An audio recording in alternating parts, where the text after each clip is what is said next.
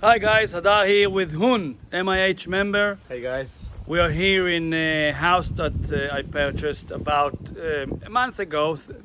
We have bought this property as is where is, meaning that it was an earthquake damaged house, not insured.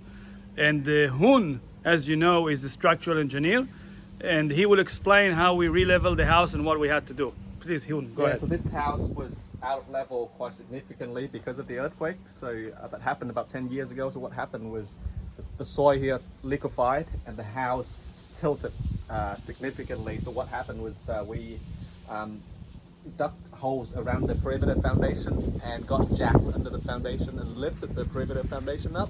And then when the builder went inside and jacked all the piles and the interior floor framing to make sure that the floor is level. So we've done that and cast concrete under the old foundation, new concrete under there, and now the house is level.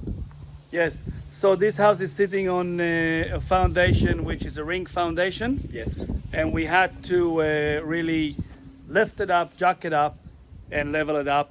The floor inside is a timber floor, so you can actually lift the floorboards and get in and basically walk from inside if you need to.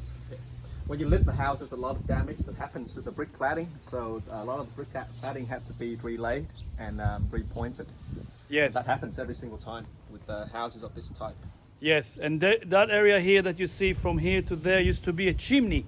That chimney was actually removed, and we had to relay the bricks, the cladding, and we now painted it so you can't see anything we've done. That's going to be a great deal. I bought it for $265,000, spending around, again, roughly 120. So it's going to owe me about 380 and 85, and we expect it to sell in the low to mid 500s. It's going on the market within the next 2 or 3 weeks. Stay tuned. See you soon. Make it happen.